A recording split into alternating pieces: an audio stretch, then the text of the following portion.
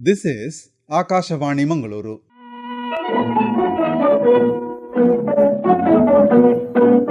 Yuvavani.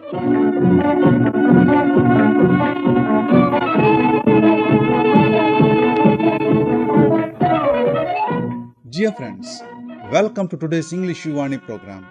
In today's program, there are two talks: Mankind, The Path Ahead by Diya Ravi Honni and Effective Leadership by Ananya Hegade.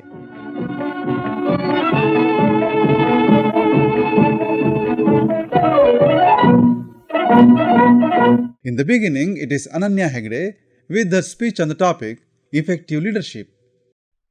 No successful person or organization would have been where it is today without the effective leadership. Effective leadership is almost always one of the main and primary drivers of the growth, development, and innovation. And effective leadership isn't about the titles or even the accolades. It is much more meaningful, impactful, and profound. It is earned and worked for. There is no set of formula or step-by-step plan. It depends on the culture and the needs of the organization. So what is leadership? The dictionary version of the leadership is to lead the group of people or an organization. But it is not as simple as that. Leaders throughout every rung of the organization ladder are integral to the overall success for the business. Effective leadership is the most executing the company's vision or redefining and improving it in some cases, and setting the tone and the culture of the particular organization. Leadership means creating and planning, securing the resources, and looking out for and improving the errors. Leadership is about motivating people to work together and cooperate with themselves and in some cases other teams to achieve a certain goal. It's also important to point out the leadership is different from managing. While management is also an integral part of the success of the organization, it is fundamentally different from the leadership. Managers manage the things. They look at the logistics, balance the budget, and so on. While good managers can also have the effective leadership skills, which is actually very ideal, the two do not necessarily always go together. An entrepreneur article defines leadership as a process of social influence which maximizes the efforts of others towards the achievement of the greater good. Notice that it's rather a matter of influence rather than of the rank or the title. It also shows the social aspect of the effective leadership that utilizes and recognizes the efforts of the people as well as not just for one individual. Effective leadership shines not only when the going is good, but also when the things are rough. They are respected by the people around them, who is in turn become motivated to work harder and make more significant contributions to the betterment of the organization as well. Leadership is not about working towards the goal single-handedly. In fact, leadership is about inspiring and motivating people to work together towards the goal. Good leadership is important. As an article from Pennsylvania State University states, effective leadership is essential to the functioning of the society. In a smaller scale, the fact remains true in the organizations and the business. It's basically impossible for a company to continue to evolve and grow with the times without the effective leadership, especially during this time where digital technology is changing every aspect of how business is being done and how customers are engaging with the brands. A brand without effective leaders will be like a ship sailing without a captain directing which way to go. Being a good leader isn't something everyone can do. It's not easy. Every effective leader needs to possess and work towards their goals and vision. Good leaders are the keys to improved productivity and morale among the members of the organization. So, what makes an effective leader? Many good leaders share several traits and attitudes. Here are some of them. Effective leadership is about not wasting time. That includes the time needed to make decisions. More often than not, so much time can be wasted in the decision-making process that many opportunities will be missed. Production sometimes even comes to the halt. Good leaders are all about making informed decisions but are always mindful for all the time frames involved. And once a decision is made, they commit to it and see things through. They realize that putting off important decisions can also have the significant effects on the organization, productivity, and the growth of an individual. Effective leadership, in essence, also involves leading by example. It's hard to respect someone who asks everyone to come on time or work towards a certain goal if that person isn't willing to come on time or put in their share for the work themselves. Many times, good leaders set the goals and meet it, and instead of just talking down to everyone. As an article in Forbes says, a leader who rolls up their sleeves and gets dirty from the time to time will create a loyalty in his or her people that will result in achieving the goals beyond the imagination. Effective leaders are the problem solvers, or at least they do not dwell in the problems and instead focus on working towards the solution. They don't have answers all the time, but they make sure they will always be working for the answers. They don't complain and instead looking forward and move forward, always keeping in mind that the goals they have set at the beginning and always looking at the bigger picture. To this end, they prioritize and set the tasks that need to be done first. Effective leadership is about believing in what one can do. Good leaders don't and will never say, "It's just a job" or "I just work here." They care about what they do, they care about the organization, and also they care about the people they lead and work with. This plays into an aspect of effective leadership that relies on generating respect that is earned instead of relying on one's position or title in the organization.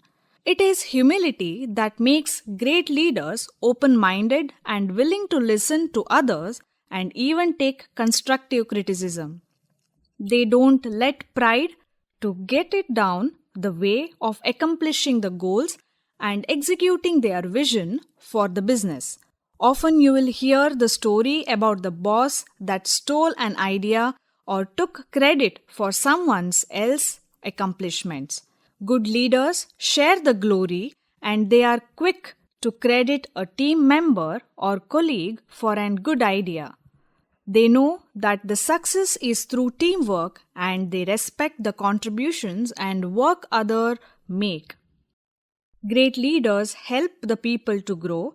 They are willing to share what they know and look at the learning opportunities for the people they work with.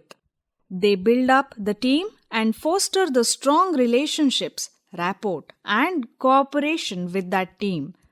They know the weakest link and work towards strengthening that weak link. An integral part of effective leadership is a strong communication. And communication isn't just saying, "I want this to happen." It's all about listening and truly considering the input that comes from other people in the team. Proper communication allows for the better dissemination of the information as well as the stronger ability to work well with the others when the situation calls for it. Great leaders are the true visionaries who are not afraid to step outside their comfort zones. They are willing to take all the risks and try new things. They are all about seeing the organization continue to grow and develop instead of just settling down into the comfortable routine. They are willing to tackle the changes as they come for the sake of meeting their goals and the visions. Imagine working for someone who cannot be trusted. It's difficult, right? Good leaders never violate the trust that is given to them, either by people higher up in the organizational ladder or by people who work for them. This trustworthiness makes them more approachable and makes others feel more comfortable opening up to them and providing the honest feedback or input that is till the end, which contributes the growth of the organization. One of the most important elements of the effective leadership is creating an open line of communication with your team members. Brownlee added that the great leaders are able to customize their interactions and communication styles to suit each situation and team members based on their individual preferences. This means they take the time to figure out each communication mode is preferred by each team member. For example, they are the person who are relied on text, email, phone, or face-to-face. They are also the great listeners and authentically interested in other people. Leading a group of people requires a mutual sense of trust and understanding between the leader and their team members. To achieve this, the leader should learn to connect. Terry Starbucker, Saint Mary, a leadership writer and a consultant, said that being a more human leader requires positivity, purpose, empathy, compassion, humility, and love. These key traits will put you on the road to genuine connections with the members of your team. Acting as your team members' cheerleaders is an important part of being an effective leader. You should be invested in their success and growth.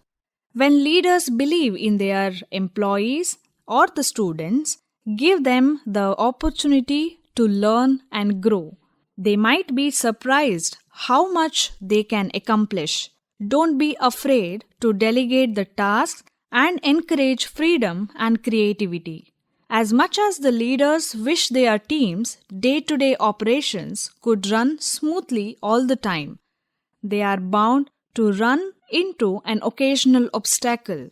Whether it's a minor miscommunication or a major error, the way you handle a negative situation says a lot about your leadership skills. In a research, man has found out that after individuals point out things they are happy with the problematic situation, they don't feel so strongly about the problems and are better able to think clearly and solve it. The same is true when the leader needs to improve their strategy. If you or a team member notices a particular course of action you have taken that is not working, figure out some things you have done in the past which have worked for. An effective leader knows how to show others what is required and rather than simply telling them. Setting the clear goals for your team is the key to the employee's success. When setting these objectives, encourage the questions and feedback. Including them in the process can be increased engagement. For a leader to motivate and inspire, they need to keep their teams in the know about their vision. This helps employees understand the end result they are working towards as a unit. When goals are clearly set, everyone can track the progress and identify achievements in a tangible manner. Good leaders have the emotional intelligence to understand and accept that change is inevitable. Instead of trying to maintain a status just for the sake of consistency, embrace the change and innovation. Be open to new ideas and alternative ways of thinking. Everyone brings a unique perspective to the table, and that is something to take advantage of and not discourage. Your leadership style plays a role in how you interact with the team members and should be evaluated as well. There is no doubt that each business needs great leaders. Being a leader is not easy, but by accomplishing all the above leadership skills, your company will be in great hands. Always do more than what is expected of you in wherever you are. By doing this, it will improve your work ethic and increase your desire to go above and beyond your abilities. Being a good leader takes time. Although some individuals are naturally inclined to have good leadership skills, it is something anyone can learn and improve upon. With hard work, dedication, and strategic planning, you can lead your team to a success. You have just heard a speech on the topic Effective Leadership delivered by Ananya Hegade. Continuing the program, now Diya Ravi Honni will speak on the topic Mankind, the Path Ahead. We humans consider ourselves to be the most superior beings. If not that, we are at least one of the most intelligent beings, for we are gifted with the ability to think, perceive, and distinguish things. We have always been on this voyage. We have once lived closest to nature, mastered the art of fire, hunting, and taking shelter. This is how civilizations arose, evolved, and vanished. By continuing on the cruise, we have arrived at a point where we have developed things we would need for a comfortable life, discovered things which once seemed beyond our capabilities. Having believed in the line, "Sky is the limit," we have proved that we can do anything. We have touched skies, landed on the moon, are exploring into more facts, brought advancements in technology, artificial intelligence, robots in every field, built some humongous machines, but the curiosity and quest for things doesn't quench. But when I look at this journey, I feel the recent walk has been a little bumpy and risky. The advancements are all coming with an aftermath, which we haven't realized, maybe because humans see only what they want to see. But how has this ride turned risky? With our population increasing, there is greater demand for shelter. We have houses, but we need villas. Constructing them has made us uproot trees. For if this wasn't enough, we have now started dumping soil into lakes for the same, and using up even the most delicate piece of land, mountains and valleys. We have invented machines to help us move, calling them vehicles, which are using our natural resources as fuel and are now vomiting smoke that has caused its own master to choke. We have forgotten that we are gifted with this wit to coexist happily with other beings with whom we share this place. And now, having encroached their place, we call them intruders, even if there is no mistake of theirs. We have created our own territories by setting up boundaries and then set up governments for efficient running of civil life. We have now also set up different units to deal with different things and have appointed a man to look after each. But the man sitting there is no longer loyal and has sold his values for money, leaving back the mankind who entrusted him suffering. On his road to build machines, I feel that man himself has become one. With all his emotions waning, he is no longer embedded with love, humbleness, hope, kindness, peace, brotherhood, but has rather become selfish. He has now set up his own circle and is now worried only about people living inside it, and he doesn't care for others, whatever be the case. It would still be fine if this was all. But now, he is not just selfish, but he now seeks more of others' wealth as well. He seeks destruction of others. We are now on warheads, killing, exploiting, and abusing each other in the name of caste, creed, religion, property, land, and nation. We are today increasingly being exposed to the effects of climate change, such as prolonged summers, heavy and unpredictable rains, floods and droughts, rising sea levels, and melting glaciers. As a result, we fall ill more often, face a greater risk of future ailments, and have become vulnerable. The sinking of the Himalayan town Joshimath, the glacial lake outburst of the South Lonak Lake that caused floods in Sikkim, the recent reports of floods, earthquakes, cyclones, heat waves, elevation in number and types of disease, the news of all recent communal, regional, and territorial conflicts, increase in crime rate, wars, be it of Russia, Ukraine, or Israel and Gaza, all serve as a mirror for the same. What about the road ahead? This scenario reminds me of the poem The Road Not Taken by Robert Frost, where he says, "Two roads diverged in yellow wood, and sorry I could not travel both. Be one traveller, long I stood." So is the case now. The road now diverges into two. While the first one is the one where we choose to stay on the same path as we are now. By doing so, we continue with our present deeds. We will perhaps end up digging our own graves by increasing misery of not only ours, but also of other beings inhabiting this earth and of Mother Earth as well.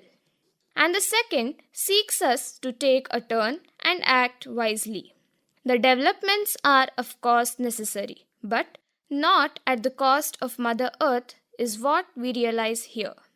We retain the qualities and traits that make us human, and this is the road that will benefit the whole mankind and this planet, and is perhaps the best path to take. It's on us now to choose one, and there is still hope that we will choose the right path. How do I claim this? I do, because if there are people uprooting trees, there are activists planting them.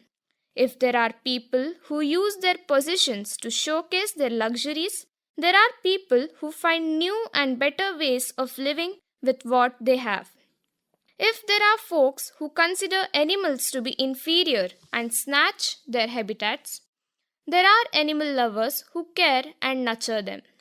If there's a man with authority who cheats people, there are responsible leaders who are putting all their efforts to serve this society with determination, dedication, and loyalty. If there are people who are void of emotions, there are people who wish to serve the humanity with the same feelings. While there are kids, adolescents addicted to toxic things, electronic devices, technology, there are people who go out to connect to nature. If there are hackers and fraudsters using tools of AI to evoke a sense of fear and terror among people, there are benevolent people who use the same to help the disabled and deceased to live their life in a better way, which otherwise would not have been possible, and spread a sense of warmth and happiness. If there are people dividing their own family in the name of caste, creed, religion, gender, nationality, there are men bridging those gaps through love, affection, and brotherhood. If there are two nations at warheads, then there are nations trying to bring peace, providing aids to the affected, and helping them with all they can do. While there are terrorists bombing cities, we have brave soldiers in the front line to protect their people and nation. If there is hate speech and fake news being spread, then there are folks who know that it's all a cunning plot, how not to get into it, and if it crosses limits, they know to curb it as well. While there are criminals committing all sorts of crime against people, there are cops to prevent this. And if it does happens, there are lawyers and judges who are determined to render justice to the victims and punish the culprits. There are also people who stand with them in their tough times, supporting them and raising voices as to what is right and what is not. Above all, there is the Supreme Lord, our guiding light. This ray of hope is what is keeping the humanity in us still alive, and continues to keep the faith in us lit that we will choose the right path because hope is the only thing that enables us to see light even through the darkness. What will it take? Our individual and little steps count. Each one of us need to embark on this journey with utmost awareness of ill consequences of our wrong choices. The youth have a special role to play. It's necessary for them to realize the necessity of being on the right path for the welfare of our future generations and this planet. The growing buds of the nation should be parented since the beginning. All citizens should exercise their right to vote wisely and bring in the government which they feel would take this mankind to a better and brighter spot. All nations should come together to share the same vision. While the already existing international summits and organizations have set up goals, all citizens should strive and cooperate to achieve the same.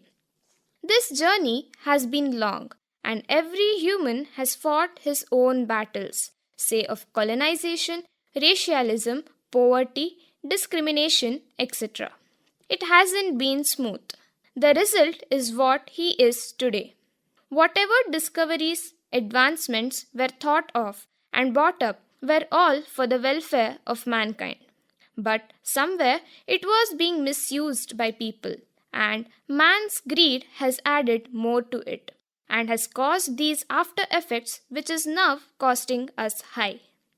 For instance, if we take our today's favorite gadget, which has perhaps become the whole world for some, is a cell phone. It was invented to make our modes of communication better. While people had to wait for days, months, and sometimes more to get messages of their loved ones, this thing has made it easy. And now, with internet, we transcend messages in seconds. And if we see the other side, we have come from 2G to 5G now. And we still seek for more. Shouldn't we ask ourselves if we are satisfied? Because these developments are harming animals, birds, insects, and also us, as we get affected by the high frequency electromagnetic waves generated by it. And now, most of us are addicted to it. There are crimes committed through it. Its misuse is now ruining lives. It's time for us to pause for a while and think on it. All answers lie within us. Just like we are trying to slowly phase out from fossil fuels by substituting them with electric vehicles, biodegradable plastics for efficient management of waste that is being generated, the circular economy and the 3 Rs are all some solutions. Our conscience would definitely ask us to take the second path. It would remind us of this beautiful gift that has been given to us by the Almighty with a responsibility. The responsibility to nurture everything that is present here with the same love, affection we would do for our people. It becomes our very duty to hand it over to our successors with the same richness and heritage with which it was given to us. Our role doesn't end here. It becomes more important for us to instill those qualities in our heirs as well and make them understand about the same responsibility, and so the cycle must go on, for it's the only way for mankind to stay on track.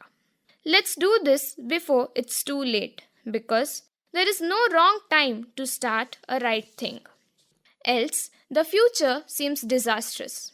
Our future lies in our own hands. We control what we pick up and what we let go along the way. And letting go of this path will perhaps take us to our own graves. And one fine day, mankind would go extinct, with no traces of it left. Mother Earth herself would punish us for our deeds. She has been patient so far and has been forgiving.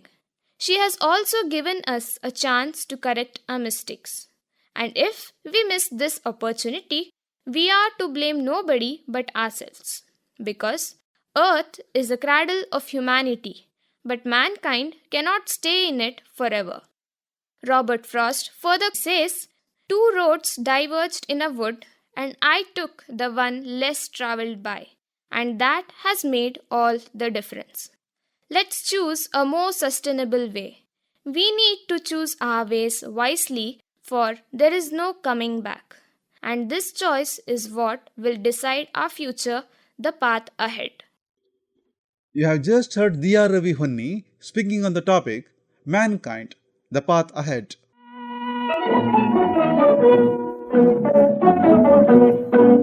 Dear friends, this is all in today's Yuvavani program. See you next time. Thank you.